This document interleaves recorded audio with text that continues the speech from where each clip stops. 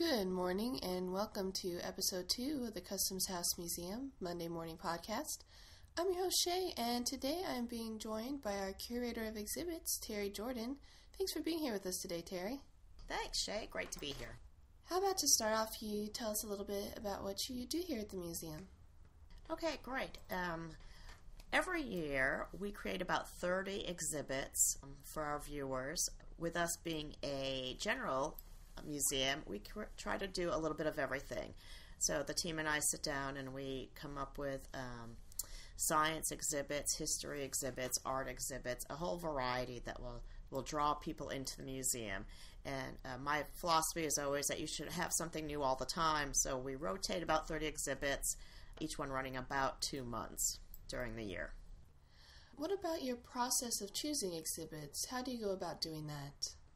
When I'm setting my calendar year, and I work about 2 years out, I try to think about all the different aspects of things we can cover. We have a mass collection of items that we own. I think it's about 18,000 at this point. Oh. So we try to do something from that so viewers can see what exactly is in our acquisitions and donations. And then I look at who's out there in the art world that I can bring in to give people a chance to see things and works by artists that they may not always get a chance to travel and see. We've been very lucky in that several of our artists are nationally known and internationally known, so we're excited about that. And then you also provide a chance for regional artists to become a part of the exhibits. Could you tell us a little bit about that? Several years ago, we took a great little nook of the 1898 building and turned it into a beautiful little art gallery, the Planters Bank Peg Harville Gallery. And this is a great place for regional and local artists to get a chance to exhibit in a museum setting, which is very unique to this area. Most artists in museums have a long resume of accomplishments before they get to that point. And in the spring, we will put a call out, and artists have from June 1st to August 1st to apply, and the spaces are juried in by a panel, and there's no entry fees, so it's a great opportunity for people to get their work seen. And then you have a national juried art show coming up here soon as well, is that right? We do. We have a biannual art show, and this year we're going national. It has recently been just for Tennessee artists, and we thought we'd broaden the spectrum a little bit. And it's great. Deadline is in February. The prospectus is on our website, and we are already getting some entries in, so I'm very excited about this. Well, that sounds great. Thank you for sharing that with us. How about next you tell us a little bit about what we have on exhibit currently? I know Anthony Scarlatti's exhibit just went up recently. Right. This time of year, I really like to promote artists of Tennessee, and it's something I've started doing a few years ago. I'm very excited this year to give people a chance to see 2 Nashville area artists. One is a photographer, Anthony Scarlatti, with Sacred Access. And Sacred Access is an exhibit of living musicians. These photos, which are beautiful black and whites, were taken in very private moments. Anthony was allowed to be present during rehearsals and backstage at concerts. So it gives the viewers a great chance to see the parts of concerts and shows that they don't often get to. And the great thing about Sacred Access is this is the first venue. So people in this area are getting to see it for the first time as a show, and we're excited about that. The other exhibit I'm excited about is Jason Saunders. In our Crouch Gallery, through the beginning of January, Jason is a plein air painter. He paints for the most part, all of his works on location. And he's a native to Tennessee. He lives down in the Leapers Fork area, and I think people are going to be very overwhelmed when they see these landscapes. It's really an exhibit where you need to just go sit and relax. It's a very serene exhibit. He's a nationally known artist. He's trained with international artists in that genre. Quite an accomplished guy. So I think everyone's going to love the variety of exhibits that we offer here at the Customs House. And I know with Jason Saunders' work, at least in my personal opinion, the pictures and photographs just really don't do the work justice. it's one of those that you really need to see in person to get the full effect. It is. The part of the styling of plein air painting is how abstract it looks when you're up close and getting to see those brush strokes that the artists use and being able to stand back and see so much detail that really isn't there. He has quite a way with capturing light, too, so yes, it's definitely one you want to see in person.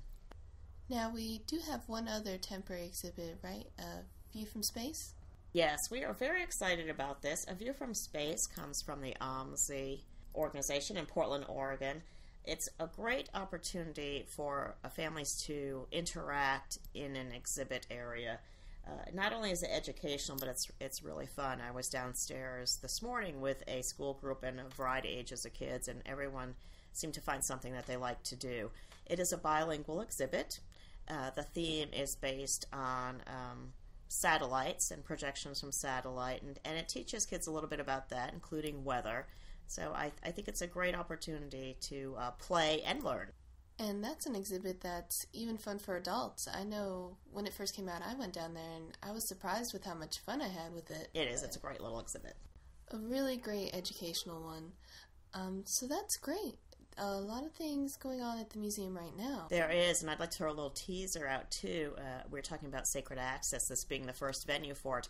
I'm really excited that coming in December, we will be the first venue for a exhibit of Civil War watercolors, and it's coming to us on loan from UT, Knoxville, and they uncrated this exhibit of battlefield images.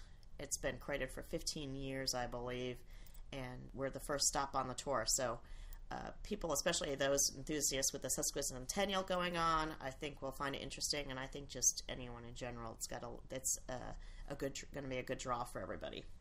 So then, these are paintings of scenes of the battle. They are. Each one is kind of stamped and labeled with the battlefield. The artist is Robert Lefebvre, and he is no longer with us. He was from Rochester, New York, and went down to UT to teach. Got very interested in the Civil War, and is a great watercolor artist. They're collaged watercolors. Pretty much all parts of them are watercolored, but they're cut and layered. And there's one for each battlefield. And I think people are going to be amazed at how different and beautiful they are. Well, we'll definitely be looking forward to that one. And since we're talking about upcoming exhibits, are there any others that you would like to give us a sneak peek about? We'll do a little tease. We're continuing with some Civil War exhibits, and of course, coming in the spring will be our Women's History Month exhibit, and we're focusing on women writers this time, so there will be lots of activities planned, which of course we'll list on our website. Well, that sounds great. I definitely can't wait for that one to come around. And I just want to say thank you for joining us today, Terri. It was great talking to you. Thanks, and I hope everybody gets a chance to come down and see what all we have to offer. I certainly hope so. And the exhibits that we have on display now will be up through the end of the year, correct? Correct. Most of them are up until about the 8th of January on average, so... Okay, well, be sure to come by and see those. And then this winter we'll have a whole new patch of art and history for you to see.